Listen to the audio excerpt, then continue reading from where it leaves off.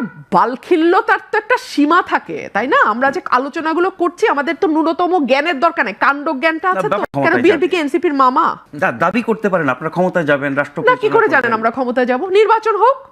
NCP যখন দাবি করে যে একমাত্র তারাই অভ্যুত্থান ঘটিয়েছে এবং আমাদের সিনিয়র নেতাদের সঙ্গে তারা যে ভাষায় কথা বলে টকশোগুলো তো আমরাও দেখি যে তারাই নাকি করেছে, তো তাদের তো তাহলে এখন বাংলাদেশের মানুষ যদি আওয়ামী লীগকে রিফিউজ করে এবং রিফিউজালের প্রধান একটা পক্ষ তো এনসিপি নিজেকে দাবি করে, তাহলে তো তাদের মানে গণজোয়ারে গণভোটে ভেসে 300 আসনের মধ্যে 290টাই পাওয়ার কথা। পাওয়ার পরে তারা এজেন্ডা বাস্তবায়ন করুক। বিএনপি তো তাদের মামা না, খালুও না, তো বিএনপি কেন তাদের এজেন্ডা বাস্তবায়ন করবে?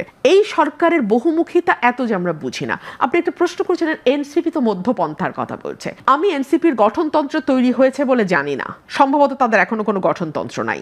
তারা ঠিক কোন আদর্শের উপর ভিত্তি করে রাজনীতি করতে যাচ্ছে সেটাও কিন্তু আমরা জানি না। আমরা তাদের রাজনীতিটা পুরোটাই দেখেছি আওয়ামী লীগ কেন্দ্রিক। আওয়ামী লীগকে ব্যান্ড করো, আওয়ামী লীগের মানে সব পুরোটাই আওয়ামী লীগ কেন্দ্রিক। এর বাইরে তারা মানুষকে কি দেবে, তারা কি ডেলিভার করবে আমরা জানি না। তাদের দুটো দাবি, একটা হচ্ছে আওয়ামী লীগ নিষিদ্ধ করো, আরেকটা হচ্ছে বিএনপি কে দিয়ে সব সংস্কার, মানে বিএনপি যাতে তারা যা বলবে মামাবাড়ির যত আবদার আছে বিএনপি সবগুলোর সাথে তাল মিলিয়ে যাবে। এই হচ্ছে তাদের দুটো, মানে এখন পর্যন্ত মেইনলি তাদের এই দুটো জিনিস আমি দেখছি। তো এই দুটো আবদারের মধ্যে তাদের গঠনতন্ত্র কি, আদর্শ কি, তারা কি করতে চায়, তারা মানুষকে কি দেবে, তারা যদি আগামীতে রাষ্ট্র ক্ষমতা আসে। দেখুন নাজমুল ভাই, প্রতিটা দল কিন্তু নির্বাচনে যায় জিতবার জন্য, হারবার জন্য কোনো দল নির্বাচনে যায় না। সুতরাং প্রতিটি দলের একটা প্ল্যান থাকতে হবে যে আমরা ক্ষমতায় গেলে কি করব।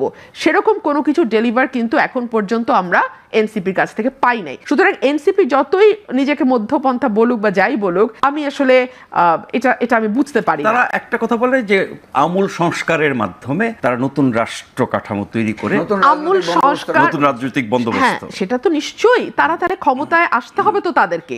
তারা যে বন্দোবস্তের কথা বলছে এটা তো তাদের এজেন্ডা। এই এজেন্ডা বাস্তবায়ন তো তারা আরেক দলের উপর ভর করে করতে পারবে না। এই এজেন্ডা তাদেরকেই বাস্তবায়ন করতে হবে, এটা তাদের এজেন্ডা। ফর এক্সাম্পল 31 দফা বিএনপির এজেন্ডা, এখন কি বিএনপি এনসিপি কে বলবে তুমি এগুলা বাস্তবায়ন করো?